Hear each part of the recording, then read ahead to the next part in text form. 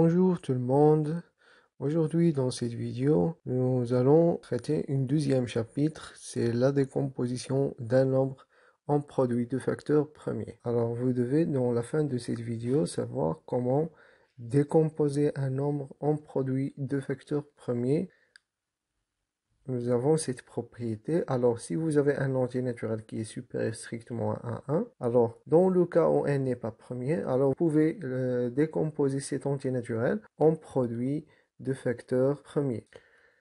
Alors, qu'est-ce que ça veut dire ça? On va expliquer encore. Par exemple, on va prendre un certain nombre. On va prendre 30. Ce nombre, on peut le décomposer soit en somme ou bien soit en produit. Alors, soit en somme de 2 entiers naturels, 3 entiers naturels, 4 entiers naturels, etc. Ou bien en produit de 2 facteurs, 3 facteurs, 5, etc. Alors, c'est quoi 30? Par exemple, nous avons cette décomposition, c'est 15 plus 15. Voilà, ça c'est une décomposition. On a décomposé ce nombre en somme de 2 entiers naturels. Ou bien, on peut le décomposer encore sous cette forme, c'est 10 plus 5. Voilà, nous avons 3 entiers naturels. On a le décomposé en somme de 3 entiers naturels. Mais ça nous intéresse pas dans cette partie de cours. Alors, nous avons une autre décomposition, mais cette fois, on produit deux facteurs. Par exemple, 30, c'est 2 fois 15. Voilà, nous avons deux facteurs, le premier facteur, le deuxième facteur. Ou bien 3 fois 10, le premier facteur fois le deuxième facteur. Ou bien 5 fois 6. Voilà, ce sont toutes des décompositions. Et nous avons également 2 fois 3 fois 5, c'est une décomposition du nombre 30. Voilà le premier facteur, le deuxième facteur, le troisième facteur. Mais ici, alors quelle est la meilleure ou bien quelle est la décomposition qu'on est intéressé dans ce chapitre? Voilà, c'est la dernière décomposition. Pourquoi? Alors je vais expliquer pourquoi. Puisque ce sont tous, voilà, ces facteurs, ces trois facteurs sont tous des nombres premiers. Voilà, 2 c'est un nombre premier, 3 c'est un nombre premier, 5 c'est un nombre premier. Ici, dans la première décomposition 2 fois 15, même si le nombre 2 est un nombre premier, mais le nombre 15 n'est pas un nombre premier. Donc ça ne nous intéresse pas cette décomposition. La même chose ici, 3 c'est un nombre premier, mais 10 n'est pas un nombre premier. Il faut avoir tous des nombres premiers. Et voilà la décomposition qu'on parle ici dans ce chapitre. Et on va faire la même chose pour d'autres entiers naturels. On passe aux quelques exemples. Alors, par exemple, on a d'après ce qui précède, 89 est un nombre premier, donc on ne peut pas le décomposer en produit de facteurs premiers. Et ça, c'est la propriété qui caractérise surtout les nombres premiers. Vous ne pouvez plus les écrire sous produit de deux facteurs qui sont premiers. Vous ne pouvez pas décomposer ce nombre puisque c'est un nombre premier. Par contre, nous avons 30 et 2520, ce ne sont pas des nombres premiers, donc on peut les décomposer en produits de facteurs premiers.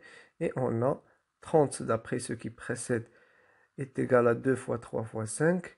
Et 2520 est égal à 2 à la puissance 3, 3 au carré, 5 fois 7. Vous voyez, voilà le premier facteur, le deuxième, le troisième et le quatrième.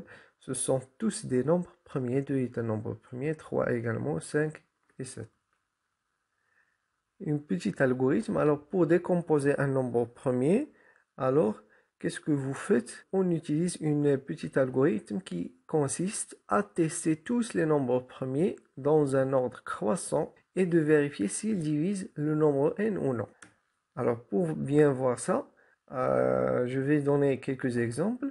Et avant de donner un exemple, vous devez retenir bien cette liste des nombres premiers, 2, 3, au moins les nombres premiers qui sont inférieurs à 20, c'est-à-dire jusqu'à 19.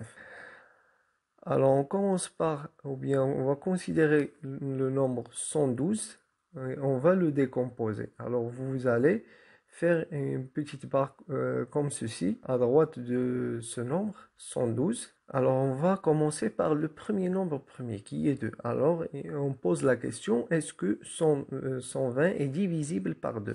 Effectivement, il est divisible par 2 puisque c'est un nombre pair. Donc il est divisible par 2. On va calculer 112 sur 2 est égal à quoi? Est égal à 60. On n'a pas encore terminé avec 2 puisque 60 est divisible par 2. Alors 60 est divisé par 2 et 60 sur 2 vaut quoi? Vaut 30. Tant que ça marche, on va poser le nombre 2. On n'a pas terminé avec ce nombre. 30 c'est un nombre pair, donc il est divisé par 2 et 30 sur 2 est égal à 15. Ici, 15 c'est un nombre impair. Il n'est pas divisible par 2. Donc c'est fini avec le nombre 2 et on passe au nombre premier qui le suit. C'est-à-dire 3. Et on pose la question, est-ce que 15 est divisible par 3? Évidemment oui, puisque 5 plus 1, la somme de ces deux chiffres est égale à 6. 6 est divisible par 3, et donc nous avons 15 sur 3 est égal à 5. 5 n'est pas divisé par 3, donc on passe au nombre premier qui suit 3, c'est-à-dire 5. 5, il est divisible par lui-même, et 5 sur 16 est égal à 1. Donc, d'après tout ça, qu'est-ce qu'on peut conclure? On peut conclure que 120 est égal à 2 fois 2 fois 2 fois 3 fois 5. C'est-à-dire que 120 est égal à 2 à la puissance 3 fois 3 fois 5. Une petite application, alors vous allez décomposer en produit de facteur premier les nombres suivants. On verra plus tard à quoi sert la décomposition. Il sert surtout à déterminer le PGCD de deux entiers naturels. Mais ici dans ce chapitre, vous devez savoir tout simplement la décomposition. Alors on va décomposer ces deux nombres, sont 1617 et 1638. On va commencer par ce nombre, 1638. Alors, voilà une deuxième méthode pour décomposer ce nombre. Alors, on sait que c'est un nombre pair, donc il est divisible par 2. Qu'est-ce que ça veut dire il est divisible par 2? C'est-à-dire, il s'écrit sous la forme 2 fois un entier naturel. Donc, il faut chercher cet entier naturel. Alors, comment trouver cet entier naturel? On va diviser 1638 sur 2. On va calculer 1638 sur 2, ça vaut 819. 819 n'est pas un nombre pair, c'est un nombre impair. Est-ce qu'il est divisible par 3? Le nombre premier qui suit 2, c'est 3. Est-ce qu'il est divisé par 3? Oui, bien sûr, puisque la somme de ces trois chiffres est divisible par 3. C'est-à-dire quoi? C'est-à-dire que ce nombre s'écrit sous la forme 3 fois un entier naturel. Alors, c'est quoi cet entier naturel? Ça sera 273. Nous avons 819 est égal à 3 fois 273. On va continuer. Est-ce que ce nombre est divisible par 3? On n'a pas encore terminé avec 3. 7 plus 2 plus 3, c'est 9 plus 3. 9 plus 3, c'est 12. 12 est divisé par 3. Donc, ce nombre est divisé par 3. C'est-à-dire quoi? C'est-à-dire que ce nombre, il s'écrit sous la forme 3 fois un entier naturel. 3 fois un entier naturel, le voilà, c'est 491. Nous avons maintenant 1638 est égal à 2 fois 3 fois 3 fois 91. On va continuer. Alors, est-ce que ce nombre est divisé par 3? Non. Nous avons 9 plus 1 est égal à 10. 10 n'est pas divisé par 3. Est-ce qu'il est divisé par 5? Non. N'est pas divisé par 5 puisque le premier chiffre est différent de 0 et 5. On va simplifier encore, c'est 2 fois 3 à la puissance au carré fois 91. Alors, est-ce que ce nombre est divisé par 7? Oui. Vous allez calculer 71 sur 7. 71 sur 7 est égal à quoi? Est égal à 13. Et par suite, la décomposition de ce nombre est égale 2 fois 3 au carré fois 7 fois 13. C'est la décomposition en produit de facteurs premiers. Et voilà, on est abouti à notre décomposition.